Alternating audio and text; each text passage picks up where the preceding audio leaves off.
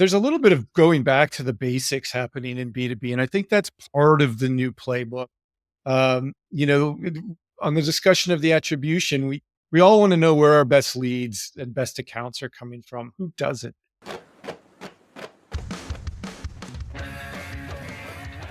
Oh, yes. This is the Hardcore Marketing Show. I'm Casey Cheshire, your host for this epic journey. Today's show is sponsored by Ringmaster, on a mission to launch B2B podcasts that create relationships, generate revenue, and drive growth. Ringmasterlive.com. Bam.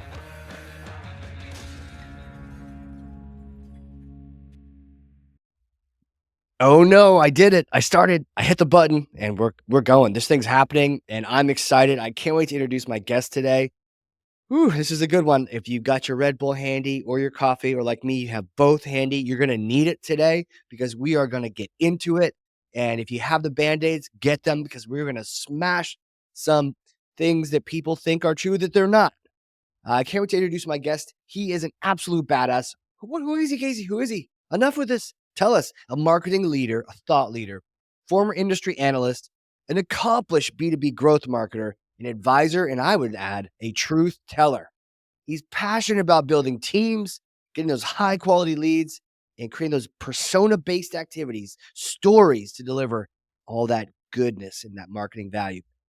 25 plus years of experience, which makes me feel old and young at the same time. VP of Global Marketing at Tive, Steve Bonadio. Welcome to the show, sir. Thank you very much, Casey. Really good to be here this morning with you. Absolutely, man. You know, as long as I can pronounce your company right, then we're good. But let's go, man. We're about to smash the roof off this building. So let's do it. Let's smash it. I'm going to pass you this thing. It's heavy, but clearly you work out. You look like Thor over there. All right. So I'm passing you this thing. Here we go. Go ahead and grab that. I'll grab that. Got it? Well, ladies and gentlemen, one hand grab of Thor's hammer. Steve, take that Thor's hammer and smash for me some kind of marketing myth, bogus strategy, misconception. Set the record straight once and for all. Set the record straight. Well, I have a couple things, but the big thing in my mind is we're getting ready to plan for 2025. It's all around ABM, and particularly ABM platforms, Casey. You know, I've been an ABM aficionado for many, many years before it was even called ABM. And I've had the pleasure or displeasure, if you will, of working with some of the highest profile platforms. And I have to say, man, they are a pile of hot garbage. They've overpromised, they've underdelivered. A platform does not make the totality of a strategy. And we find ourselves now in a world where ABM is becoming overshadowed by other mechanisms, other tools, other types of ways in which to reach your ICP. And we're crafting a unique digital marketing strategy that incorporates ABM as one of many elements, not the end all and be all of B2B marketing. So if you're not doing ABM, you're not doing B2B. I don't think that's quite true. I think you need to be doing a lot of things in conjunction with ABM to be successful in this world today. Man, coming out swinging. I love that. You're just tearing down buildings with that hammer. The idea of ABM, somehow it got elevated, like we like to do in marketing. Every so many years, we invent a term and then just put it on the high place and make it the end all be all. We start worshiping that thing, and it's like, what is going on? And then sometimes, I always was wondering about this. You peel back the layers, and are we talking ABM? Or are we talking about display advertising, right? It always got a little confusing. Or intent, right? You know, am I buying Right. $100,000 ABM platform just to get intent data that I can get for free or for a minimal cost to buying a full-blown enterprise ABM platform? You know, it's that under delivery where some of the vendors have painted this picture that if you do it our way, this ABM methodology, you're going to crush it. You're going to crush your pipeline targets. You're going to crush your bookings and revenue targets. And I got to tell you, having used two of the leading platforms over the last 5 years in two different companies, two different platforms, I got to say, it hasn't delivered the ROI that anyone was expecting, not on the marketing side, not on the sales side. I won't go as far to say it's been a disaster, but it like I said earlier, it's overpromised and underdelivered.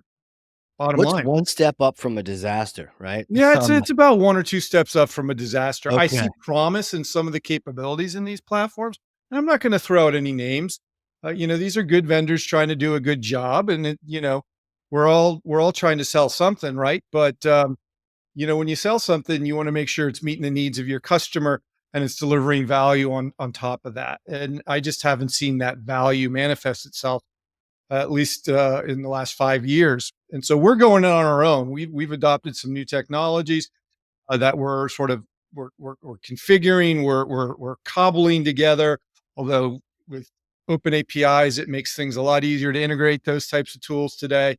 And we're creating our own Martech stack that we believe is going to enable us to target and engage our ICP more effectively when they're in the market to buy, when they've been engaged, and also replicate that for outbound motions for our sales development and our sales teams.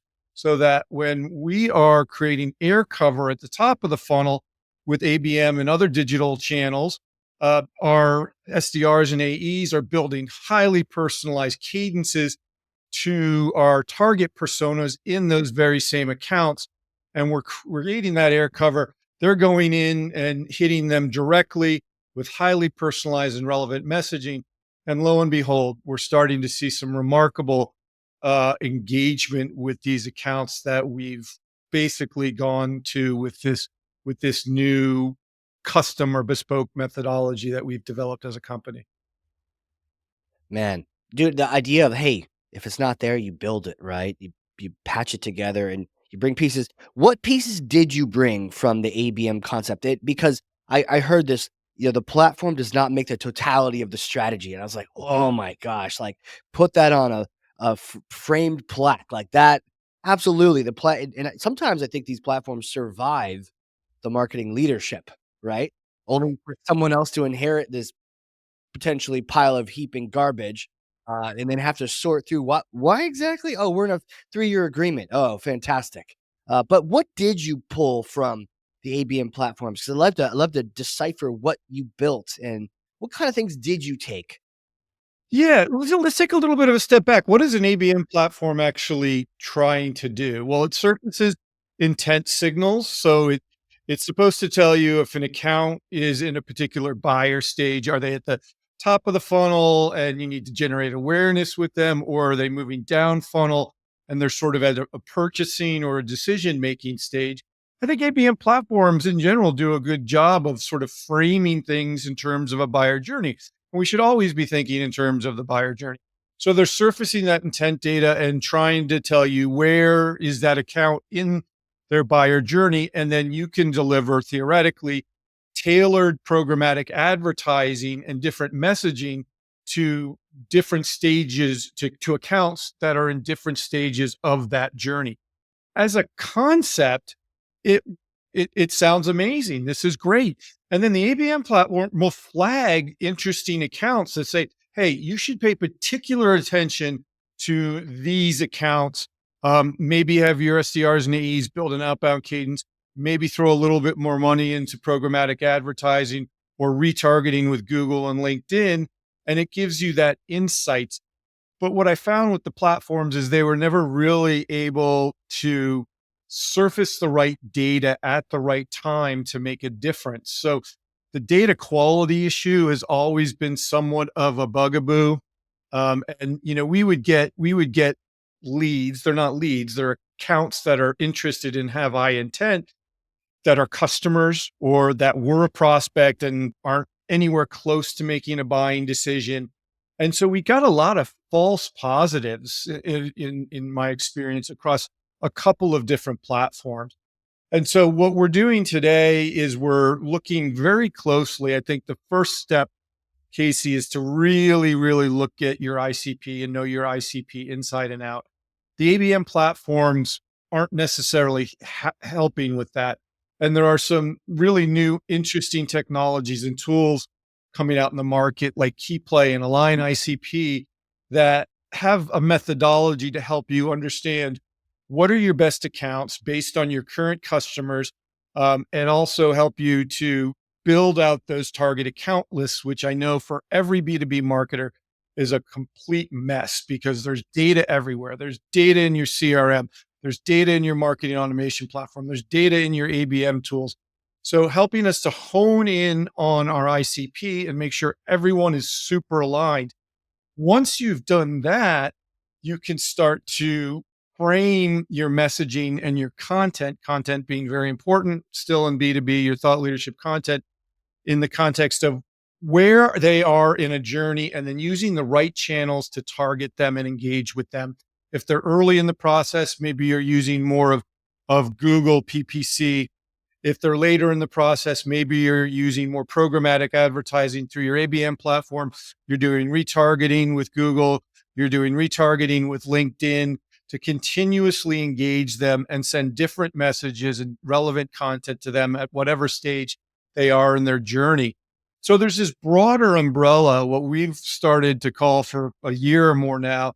And I've started to see it with some folks in LinkedIn of creating this surround sound effect where we are hitting them with the right messages at the right time based on where they are in their journey. We're getting them great thought leadership content, particularly at the top of the funnel, and then feeding them more validation type content, customer stories, value stories, that type of thing as they move further down the funnel. And then we're engaging with them from a sales and sales development perspective when they've shown that they are at a time when we should be delivering highly relevant, personalized messages from humans directly into their inbox or directly into their phone.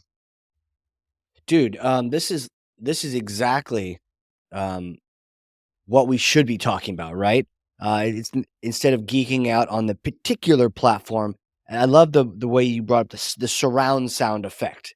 You know, you're seeing it or hearing it, but then you're hearing it around you, which whether it's artificial or real, it's almost like that social proof surround sound. You It know, is. It is exactly that. And it's making sure that they might not understand who Tive is or who to your audience, who your company is. But when you're exposing your brand in a way that is trying to help them solve problems, you're not going out of the gate saying, "Hey, we've got a great solution. Nobody cares." You want to be able to speak their language, help them understand, well, there are solutions to the challenges you're facing. So that presumes you understand what the challenges of your customers and prospects are, and you can speak to that eloquently, but without even mentioning yourself. You're talking about concrete solutions to their problems. At some point, you're going to introduce your company. You're going to introduce what you do as one means to solve some of those challenges, and that's fine. But you can't do that out of the gate. So it is really a journey, and using the right tools and the right channels throughout that journey. And those channels might differ depending on where they are in the journey. And it's orchestration. It's orchestrating that dance, if you will, throughout that whole journey, which I think is the new secret sauce of B2B marketing. Um, Taking that prospect all the way from awareness through decision making and making sure you're the ones who they decided on. And it's orchestrating all those tools, all the people, all the processes, all the infrastructure and Martech stack to be able to take them seamlessly through that end to end journey. That I think is the new secret sauce of B2B. orchestration. I feel like I'm hearing the future. Just as people have geeked out on ABM and all sorts of other things, maybe too much. This is the backbone of it, right? Which is let's keep things moving. This is the highway or the Acela train. This is how we actually move things from point A to point B, not worrying about in particular steps in the process. It's the whole journey. It's the whole journey. And, I think we're starting to see, the Martech space is a big space. Lots of vendors, who are either, do a particular thing really well, or the vendors that are aggregating more and more functionality to sort of offer full suite solutions. And both that's fine, but I think we're starting to see some vendors really looking at, particularly the big marketing automation folks, looking at orchestration capabilities and workflows and things to sort of tie all these disparate pieces together, including the data which is just such an issue still. I don't know of a single CMO or VP of demand gen that does not have data issues, and pulling together and integrating all sorts of different data sources. So you have those inputs into your process, and are consistent with how you're applying your messaging across that buyer journey. That's the other big area, ripe for opportunity. Orchestration and data quality, data management. If you ask any B2B marketer, those are going to be not only two of the biggest challenges they face, but two of the biggest opportunities to improve going forward. Challenges being the opportunities, the orchestration and the data quality. That's right.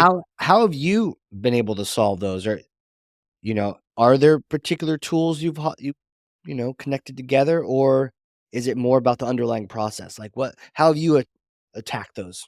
For us right now, it's more about the underlying process and making sure we get the integrations between some of the new tools we've adopted going into mid this year and going into next year, so that we have the right set of tools and processes to have a successful growth year in 2025. And we expect a very successful year next year. So it's getting those processes right, understanding where the handoffs are between the marketing channels, uh, making sure that anything we're passing over to the SDRs is right, the data is accurate, and these are folks and accounts that are in market, engaged and looking to buy, essentially very very warm leads or accounts.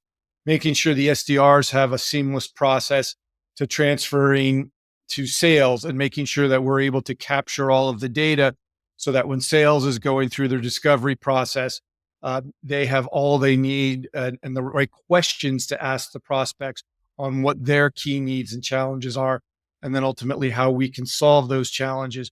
So it's getting that process right first, and then it's getting the technology in place to be able to support that process all the way at the top of the funnel, and capturing that intent data, capturing that engagement data, munging that all together, and coming up essentially with scoring models to score accounts and tier accounts by however you want to do it. A, B, C, D, one, two, three, four, target, primary, secondary, however you want to look at that pyramid of ICP fitness and persona fitness. And then it's making sure that you have uh, the right, technology handoffs. So making sure you're connected, making sure that the data is flowing in the right direction. You're capturing everything. The inputs are known, the outputs are known. You know where to enrich your data when necessary and when to do that. So data enrichment's another big thing that B2B. It just so happens we have so many good sources of data now that we can tap into. And then the orchestration layer, um, we don't really have a technology orchestrating all of it. We are orchestrating that sort of on our own, and there's some things that are helping with that. So our marketing automation platform has very robust workflow capabilities. We leverage that in some cases, but it's not able to hook into everything that we're using in our tech stack. But it gets us part way there. I would love to see sort of an orchestration layer come out in the marketing technology world that can seamlessly tie and help you integrate all these pieces and understand the flows and everything, and that are supportive of your process, not dictating a process for you. We have our own process because we know our business and we know our customers. We want the technology to support the process, not the other way around. Yeah, so many times you just like our initial conversation, putting the tech before the process, and then it's like people doing tech and then strategy and then process, maybe or maybe not. But absolutely starting with the process and then working with tech that allows you to use your own process and not just cookie cutter you into their The cute cookie little cutter yeah. doesn't work anymore. I know why. I know why vendors do that. They want you to get onboarded quickly and productive quickly, and I commend them for that. Um, but as a buyer, I want to make sure that if you have a vision of a process that we should adapt, okay, we can look at that, but then we need to look at your process and be able to configure that to suit our own needs. So the templates are great, and I want vendors to keep creating templates that can kickstart our efforts. But then we need to, after we get some learnings and see how things are really working in the field, we need to be able to go and make tweaks to that process so it meets our unique needs. Yeah. It's great for that kickstart, but then it's like, get out of the way, Yeah, you know? get out of the way. Come on. Don't Come on. become a steaming pile of hard copies, please. Yes. Yes. Um, any tech that you are impressed with so far? Um, Or no, it's all kind of just there's a couple of pieces that were really interesting to us. One tool that we recently adopted is a small vendor. I think they're in Sweden, and it's called Fibbler, Fibbler. And what Fibbler is able to do, which heaven knows why LinkedIn hasn't been able to do this since they're probably the biggest B2B marketing platform in the planet. But it enables you to surface insights from your LinkedIn paid and organic campaigns directly into Salesforce and helps you to understand what campaigns are performing in terms of engagement, in terms of pipeline influence, and in terms of influence close one business. It's always really been hard with LinkedIn to understand the value of that investment in those LinkedIn campaigns, particularly the paid LinkedIn and sponsored types of programs. What Fibbler does is it hooks the two together to give you a sense of which of your campaigns are performing and which of your campaigns are not performing, from engagement to pipeline to close one attribution. It's a small tool that we're implementing right now, but as as we look at our investments in LinkedIn, which are not insignificant, as many B2B companies use LinkedIn to reach their ICP, this is one tool that we're really looking at. We're also engaged with a couple of other vendors to look at personalization on our website. So we use a tool. I'm not going to mention the name because it's quite strategic for us. Excuse me, but it really enables us to create unique experiences on our website for at the account level. So figure this out, Casey. If we have a healthcare company coming to our website, it can dynamically change the headline, the H1 on a page to something healthcare oriented. If it's a CPG company, it could be a totally different message. We can WYSIWYG anything on the page according to any of the fields that exist in our Salesforce. So by industry, by persona, by whatever we want it to do, it can create pop-ups, it can create unique experiences. And this is actually part and parcel of our ABM strategy. The ABM vendors can do some of this. I know Demandbase has a similar capability, which is great.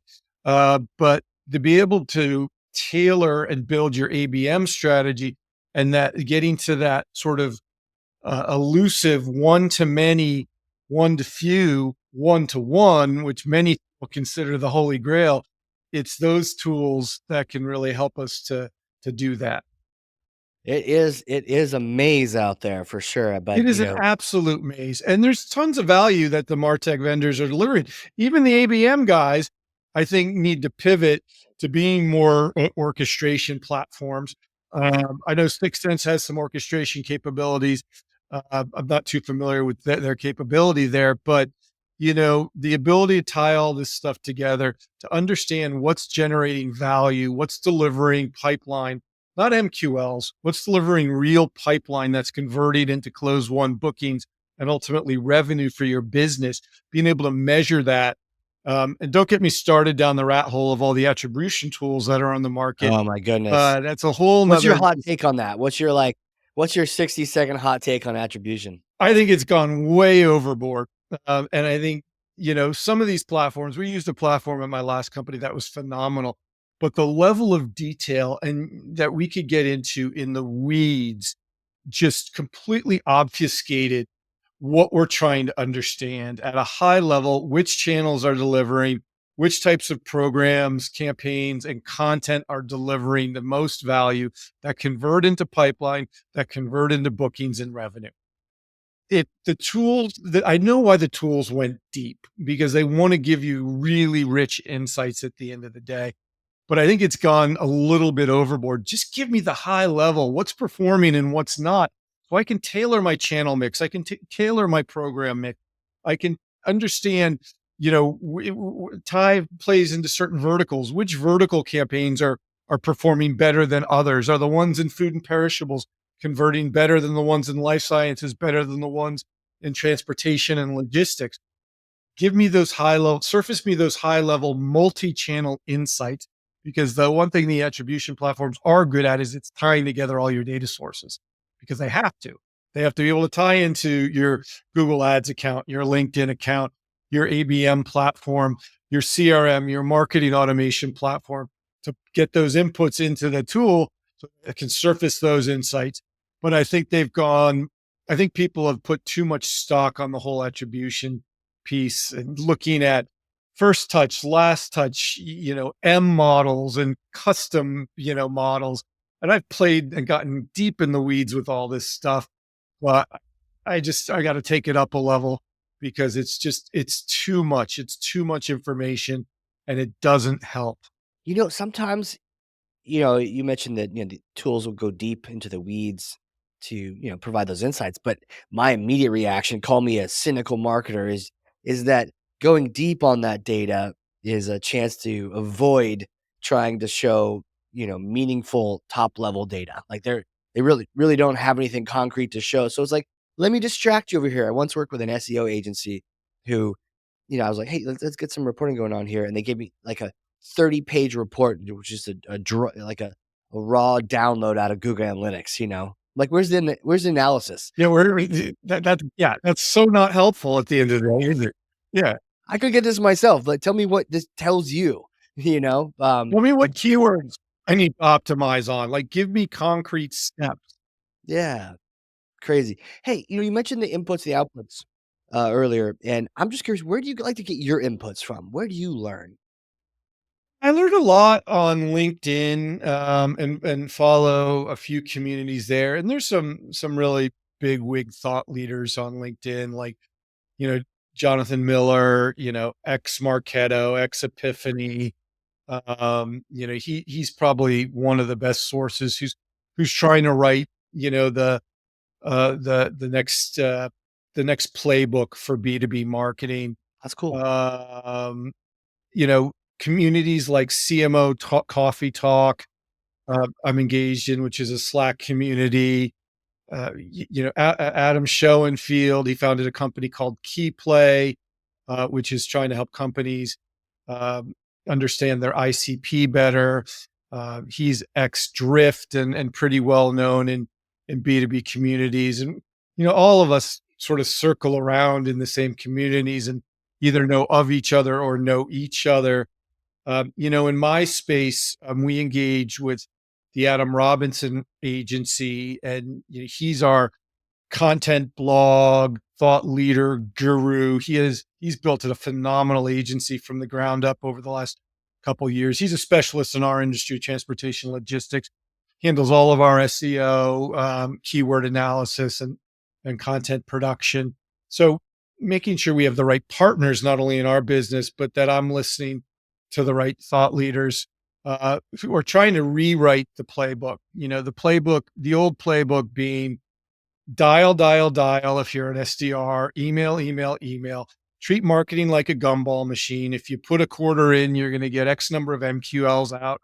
Well, the MQLs are never going to convert at a crappy rate because, a white paper download does not make an MQL. What? And really, you know, What? trying to build the new model.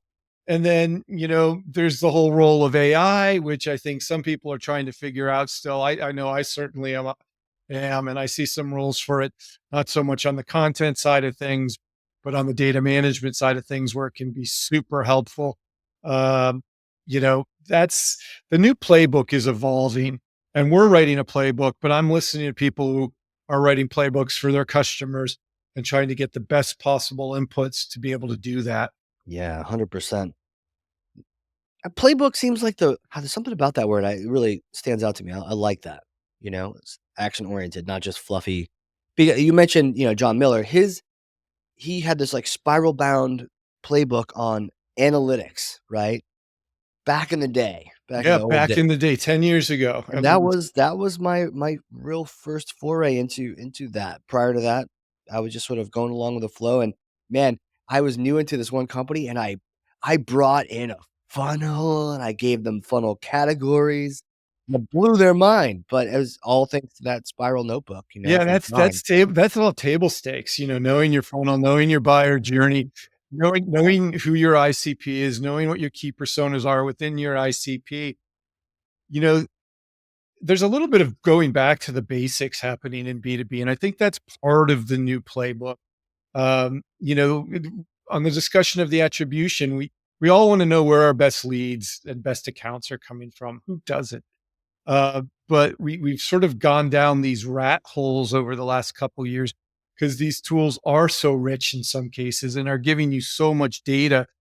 But we really got to take a step back and look at it not only holistically, again, that orchestration layer, how all the pieces fit together, and understanding how they're delivering value. But we really got to take a step back and figure out what we're trying to do. In my mind, it's really simple. We are trying to, as an organization, build a world class brand, and people know us as the innovator and place to go for X, A, B, and C. You have these challenges. Oh, I'm going to Tive. Okay. I need to know where my shipments are, what condition they're in. I have cargo theft issues. My perishables are wilting on the truck. I need to fix that issue. I need to be able to track this stuff from Singapore to Baltimore. And I need to know where my stuff is at any given time and what the temperature, humidity, shock, and light levels are. That's what we want to do. We want to build that brand. And at the same time, we want to know we know who our ideal customers are. We want to be able to target them, engage with them in the ways in which they want to be engaged in. And doing that not in the old school way where we're bombarding them with emails, we're bombarding them with SDR calls. That's not the way to do it. Um, Being personalized, making sure they understand we understand their needs and challenges, message and story around those challenges. And then truly, as we get more into the sales cycle, working with them to solve those challenges. That's that simplicity, that getting back to the basics, in my mind, is what are going to make B2B marketers successful going forward. It's like we got complicated quick. It got way complicated because the proliferation of tools on the market, it's been crazy. The infographics they put on LinkedIn in any given space. It could be AI, it could be ERP, it could be anything. But the Martech space and all the categories, the things like 2 feet long, there must be 400 logos on the damn thing. How does anyone keep track? Shout out to Scott Brinker. He's been on the show, and he's got that Martech landscape. And Yes, yes, that's one of the ones I was thinking of. And it's great, but it just shows the proliferation of tools over the last 5 years. It's been 10 years. It's been crazy. any guesses, the number of Martech tools? And if you're listening, you can try to guess along. 2024 Martech landscape. What do you think, Steve? How many products are there on his chart? It's been a while since I looked at it. I want to say at least 300. Oh, add zeros. 14,106. Okay, so I'm off by orders of magnitude, which is fine. Maybe there's 300 in the top tier. I don't know, but that's crazy. 14,000 tools. So what is a B2B marketer to do? I mean, how deep do I need to get? My advice, take a step back, simplify, start with your process, start with your buyer, start with your ICP, understand your customer, and understand what keeps them up at night. Then you build the messaging, the positioning, you build the content around that, and then you build the Martech stack to support that journey. That's how it should be done. ABM is going to have a role across that journey, other digital channels, other Martech school tools. Attribution at some level is important because you need to know what channels, what programs, what content's delivering for you, and not just delivering MQLs, but delivering real value to the business in terms of pipeline bookings and revenue. You know, that simplification and then the orchestration layer, I can't say enough about that.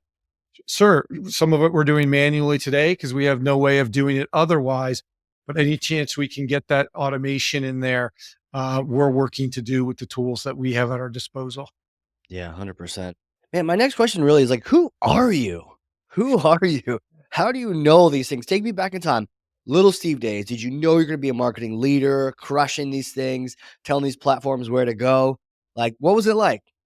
Oh, God. Well, the journey goes back quite a few years, Casey. I won't tell you how many years, but it's been more than 20. I think you said 25 at the top of the show. So that's good enough. I majored in economics in college and developed a love for survey-based research. And so I started off, and I loved all things technology. So I started off working more on the IT consulting and analyst side of things, running demand side survey-based research to research technology trends from, I remember doing work with IBM in the late 90s and research projects for IBM and other ISVs and software vendors at the time. And so as I got to know the technology landscape, got to know, the whole IT space better, I pivoted into more of a research analyst role with some smaller firms at the time. Ultimately, I developed into, I guess, what you would call an industry analyst, like you would see at a Gartner or a Forrester. In fact, I worked for 5 years with a company called Meta Group, which was one of the big three at the time, along with Gartner and Forrester. And I kind of worked my way up the ranks of the analyst community, culminating in a directorship and running the whole customer relationship management practice, research practice. At the time, we were analyzing vendors like Siebel, which was acquired by Oracle, and PeopleSoft, Inventive, Epiphany, which was a Jonathan Miller company, along with Roger Saboni at the time, and lots of other vendors. Of course, that whole space consolidated. And then after that, I made a pivot to the dark side. And I left the independent analyst route and I went to work for Oracle. Because if you think about a lot of the work I was doing with the analyst community, on the one side, on the buyer side, I was helping them and advising them on their technology selections, how to implement, and all of that good kind of stuff. But on the vendor side, with the Siebels and PeopleSofts of the like, I was helping them with their messaging, their positioning, go-to-market strategy, their competitive differentiation. So that paved the way pretty seamlessly for me to make, I guess, what you could call a career change. But I went and cut my teeth at Oracle for 3.5 years on product marketing. And then that opened up doors, a phenomenal experience, great company, a little too big for my tastes, a little too bureaucratic, and to fit better in smaller, more agile, and faster growing organizations. So over the course of the next several years, I worked in product marketing and honed my skills there. I worked for some smaller companies, more on the corporate marketing, PR, branding side of the house. So I cut my teeth a little bit of that, and then I made a hard pivot because I saw the writing that demand gen revenue marketing is the place it's going to be. And if I can get the deep, not only strategic, but also technical chops for demand generation, then that's going to open up a whole new world. Because then I've got three real pillars. I've got the product marketing expertise. I've got the corporate side, the branding, the PR, the communication side of the house. And I've got the deep demand gen experience. You roll those three pillars together. And in my mind, and this is how I sold myself, when I decided I wanted to sort of own the whole show and be, the head of marketing, that these are the skill sets I need to be successful in that role, and be on the executive team, talk to boards, and also take on more advisory roles, which I've done recently. So, um, the demand gen, I cut my teeth over 5 years with a company called Video, great company, in video conferencing. And they were acquired by a company called Enghouse. And then I spent 3.5 years with an enterprise procurement a vendor called Ivalua. They compete with SAP Ariba, Coupa, and others. And that got me actually some supply chain experience, along with additional demand gen experience. So the stars all aligned with the marketing skill sets, the understanding of the supply chain, which set me up. And now I've been with Tive for just over 2 years. Wow.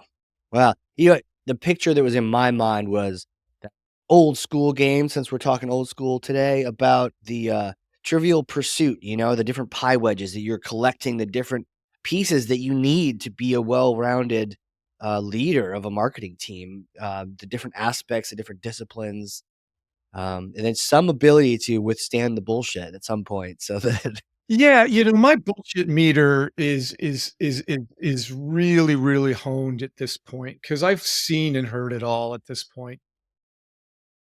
Well, I feel good about that, Steve, because you're talking to me and you're still talking to me, so that's good. Yeah, I So I wouldn't put you in that category, but I mean, if you think about the number of pitches I've heard over the years, not only as an analyst where I was paid to be very skeptical around what vendors were claiming, and I would often push back, but I can tell 3 minutes or 2 minutes into a call if I'm gonna get pitched a pile of BS or pitch something that might actually be useful. You got to have the experience to be able to do that, and your BS meter has to be pretty high. But at the same time, on the flip side of that, I can also objectively say, wow, this is actually really neat. I haven't seen this before. I can see how I can apply this to my business. Here's a gap I have.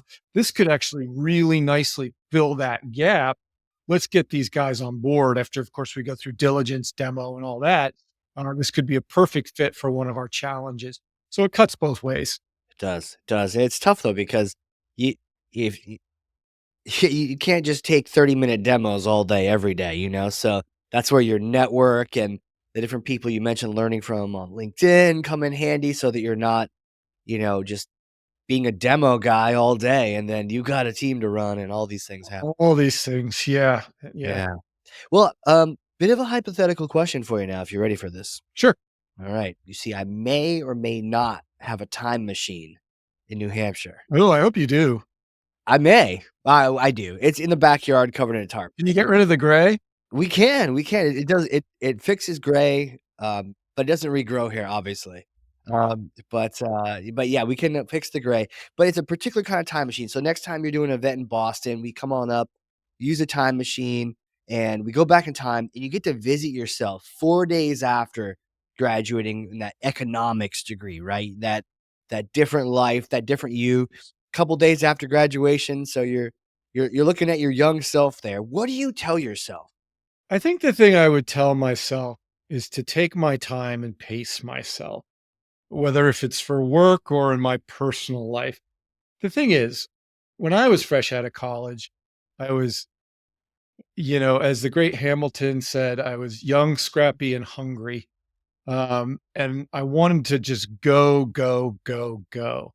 You know, I felt like I was always chasing, always taking that next step, even if it might not have been the best step in retrospect or in the long term. I always come back because this is my generation to the immortal words of Ferris Bueller. Life moves pretty fast.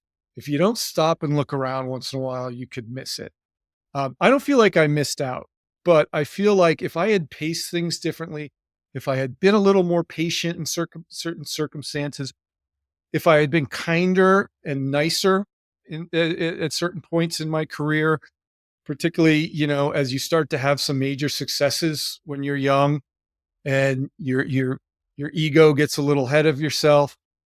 Um, I've learned a lot of valuable lessons and pacing yourself, taking your time, knowing what you want sort of at the end of the road or in 5, 10 years is important, but enjoying the ride and being humble and grateful for what we have because you and I have more than 95% of every human on this planet. And we should be fortunate and thankful for that, give back for that, um, but also be very humble about that. And it's humbling to recognize that, you're not always perfect and you're going to make mistakes, but you got to pick yourself up and just keep on going. And that's all we can all do. Yeah, man. I love that. Just enjoying the journey. Um, Got to enjoy the ride. As the immortal Bob Weir once said, if I'm going to hell in a bucket, at least I'm enjoying the ride. right, right. And maybe how about in a bucket? Maybe in a sofa couch or something. But For not to go to hell, but if yeah, I'm going to, I am gonna enjoy the ride. yeah, and and I definitely have heard it from folks like sometimes that struggle of when you look back on past struggles, you have some grace for yourself and understanding and you're like, yeah, that was tough. And you didn't really know what I know now, and you didn't and you kind of see yourself making some mistakes, but you learn from them, hopefully.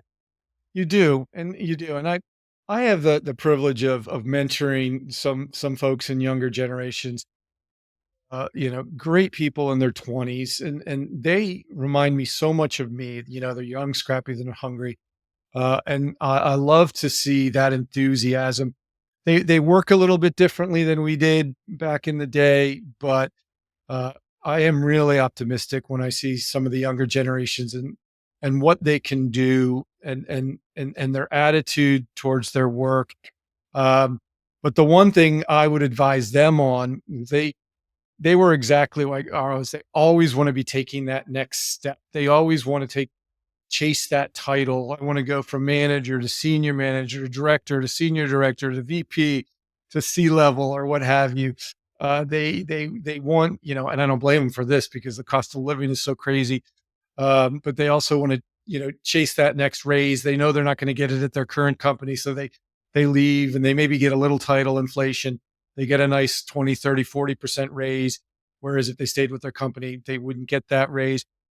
You know, Advice to them is keep that attitude, be hungry and young and scrappy and enjoy it while you can.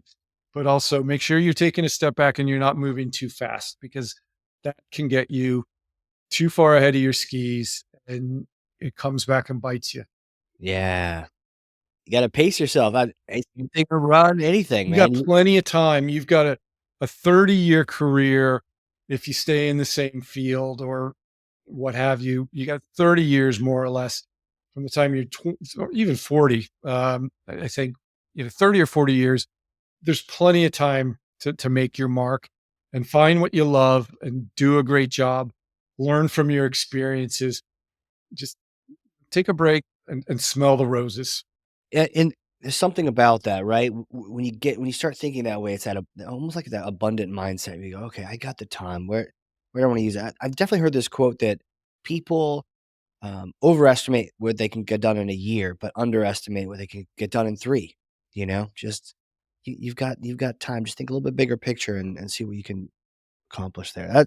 That's killer, man. Hey, where can people find you if they wanna reach out, connect? They can find me on LinkedIn. I got in LinkedIn early, so I have a very easy one to remember. It's Steve Bonadio.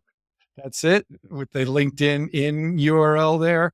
Uh, so just if you want to connect, I love to connect with new people. Reach out to me on LinkedIn, and I'm happy to connect. Awesome, man. That's so good. Steve, thank you so much for being on here. Man, this has been fantastic. We just, you know, a great reminder about, you know, there is garbage out there and you just calling it like you see it is so refreshing. You're not like towing the software line. You're like, look, there's some stuff out here. That's not good, marketers. Like, watch out for this stuff. Just really waving the flags around it, but also calling out the important stuff like your ICP and paying attention to intent, but really orchestration and data and all those critical things. So, man, thank you so much for coming on here. No, thank you. It's been a pleasure, Casey. Appreciate the time. Absolutely, man. And for those listening, if you learned something, I freaking know you did because I literally have 2 pages of notes over here, front and back, running out of room, right in the margins. Then share this episode with one other person. 9 people, 4,000, doesn't really matter, but get good information like this to someone else's hands. They probably need it. They need that flag saying, hey, man, don't go buy that tool. What's your process? How you can orchestrate this thing? Give them a little bit of a pause so they know what they're doing and get a little bit more intentional about their marketing. But with that, Steve, thank you again, sir. Thank you, Casey. All right, everyone. This has been a crazy cool episode of the Hardcore Marketing Show. We will see you all next time.